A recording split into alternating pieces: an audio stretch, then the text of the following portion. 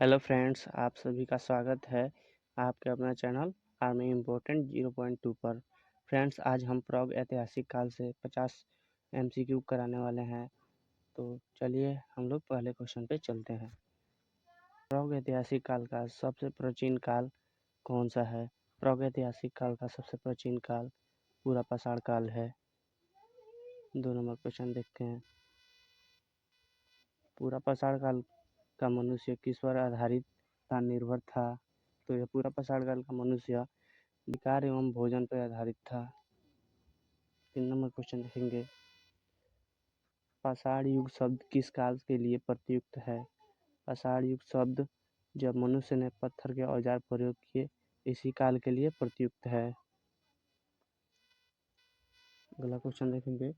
भारत में पूरा पाषाण काल की सर्वाधिक पुरानी स्थल कौन सा है? तो भीमबेटका।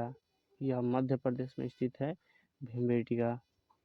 क्वेश्चन देखेंगे। देखिए 4 नंबर में हम बोले थे भीमबेटका मध्य प्रदेश में स्थित है। क्वेश्चन भी आ गया। भीमबेटका किस राज्य में स्थित है? यह मध्य प्रदेश में स्थित है। अगला क्वेश्चन देखेंगे। मध्य पाषाण काल की विशेषता क्या है? मध्य पाषाण काल की विशेषता सूक्ष्म उपकरण है। अगला क्वेश्चन देखेंगे। नवपाषाण काल में मनुष्य ने सबसे पहले क्या सीखा? नवपाषाण काल में मनुष्य ने सबसे पहले कृषि सीखा। अगला क्वेश्चन देखेंगे। नवपाषाण काल का प्रमुख स्थल बुर्ज होम कहाँ स्थित है? तो यह जम्मू कश्मीर में स्थित है। कहाँ स्थित है? जम्मू कश्मीर में स्थित है। अगला क्वेश्चन देखेंगे। दक्षिण भारत में नवपाषाण संस्कृति का प्रमुख स्थल क्या है? पिपलिहल है। अगला क्वेश्चन देखेंगे। हस्तकुठार संस्कृति किससे संबंधित है? हस्तकुठार संस्कृति किससे संबंधित है? तो यह पूरा पाषाण काल से संबंधित है। अगला क्वेश्चन देखेंगे। ताम्रपाषाण काल में ताम्रपाषाण काल में किस धातु का प्रयोग हुआ? ताम्रपाषाण काल में तांबा का प्रयोग हुआ था। ताम्रपाषाण संस्कृति का प्रमुख स्थल चिरांद कहाँ है? यह बिहार में स्थित है। चिरांद बिहार में स्थित है। ताम्रपाषाण काल में लोग किस धातु का प्रयोग औजार बनाने में करते थे? तांबा का। आहार किस राज्य में है? आहार किस राज्य में है? तो राजस्थान में स्थित है। नवपाषाण व ताम्रपाषाण काल की प्रमुख खोज क्या थी? कृषि थी। मेगालिथिक संस्कृति भी देख लेंगे। तो मेगालिथिक का अर्थ क्या है? तो मेगालिथिक का अर्थ है विशाल पत्थर की कब्र। मेगालिथिक संस्कृति का प्रमुख क्षेत्र कहाँ है? दक्षिण भारत में है। मेगालिथिक कब्रों में किसका प्रयोग हुआ था? मेगालिथिक कब्रों में लोहे औजार का प्रयोग हुआ था।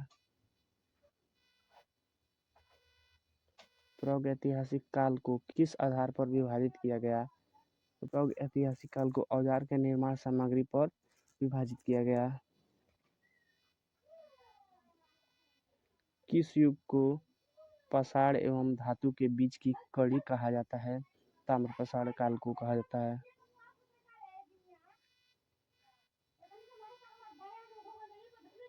पूरा पाषाण काल का मानव कहाँ रहता था? तो पूरा पाषाण काल का मानव गुफाओं में रहता था। नवपाषाण काल के लोग किस पशु का सबसे पहले पालन करते थे? तो यह कुत्ता का पालन सबसे पहले करते थे और किए भी। किस स्थल पर नवपाषाण कालीन धान के अवशेष मिले? तो धान के अवशेष कुलदीहा से मिले हैं।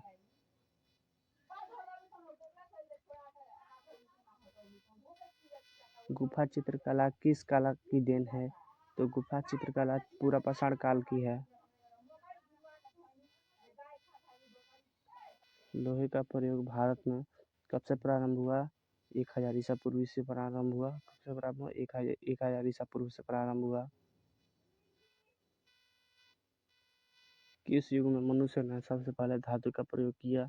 तो ताम्रपाषाण काल में सबसे पहले मनुष्य ने धातु का प्रयोग किया था।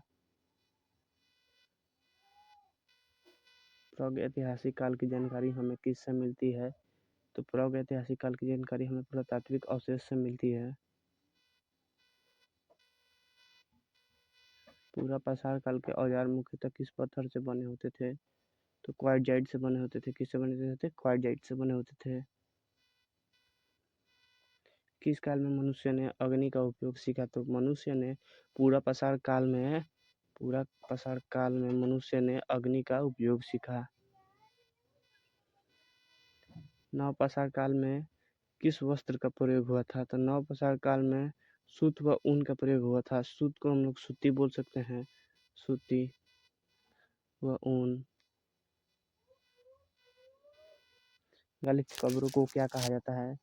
तो मेगालिथिक कब्रों को डोलमेनन कहा जाता है। नर्मदा मानव किस काल का अवशेष है? नर्मदा मानव पूरा पाषाण काल का अवशेष है। पूरा पाषाण काल का अवशेष है। पूरे पाषाण काल में मानव का प्रमुख भोजन क्या था? मांस व फल।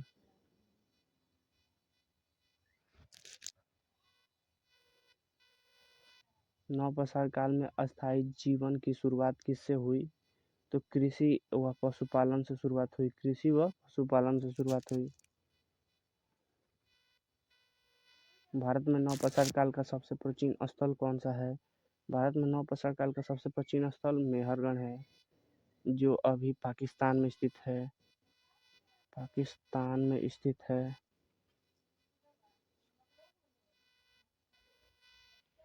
माइक्रोलिथिक किस युग से संबंधित है? माइक्रोलिथिक मध्य पाषाण काल से संबंधित है।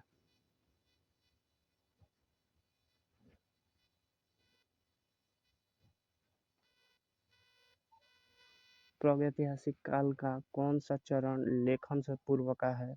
प्रागैतिहासिक काल का कौन सा चरण लेखन से पूर्व का था? तो पूरा पाषाण युग है, जो लेखन के पूर्व का है।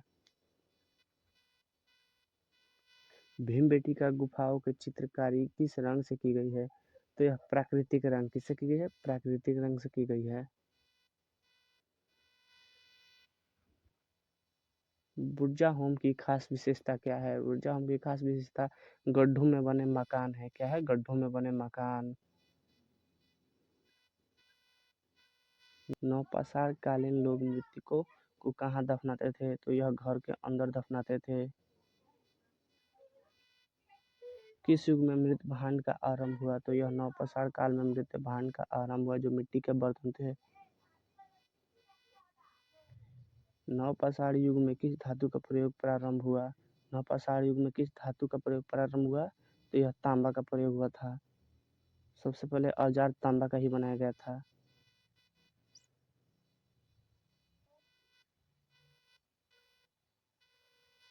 स्थल पर नवपाषाण कालीन बैल के अवशेष मिले। तो कहाँ मिले? पिपलिहल में मिले बैल के अवशेष। ताम्रपाषाण काल के लोग मुख्यतः कहाँ रहते थे? तो यह ताम्रपाषाण काल के लोग मुख्यतः गांव में रहते थे।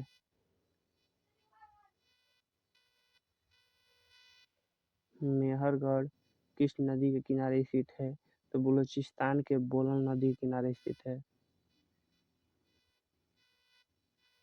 नर्मदा घाटी किस युग का प्रमुख क्षेत्र है? तो नर्मदा घाटी पूरा पाषाण युग का प्रमुख क्षेत्र है।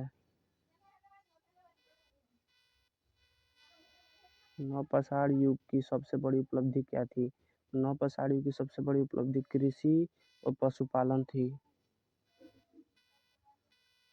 किस काल में मनुष्य ने सबसे पहले मृत भांड को रंगना सीखा? तो नवपाषाण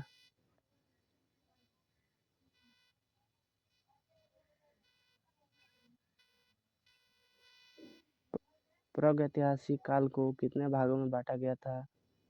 तो पहला हो गया हम लोगों का पूरा पाषाण काल, 2 नंबर मध्य पाषाण काल, 3 नंबर नवपाषाण काल, चौथा ताम्रपाषाण काल। ताम्रपाषाण काल को ही मेगालिथिक बोला जाता है।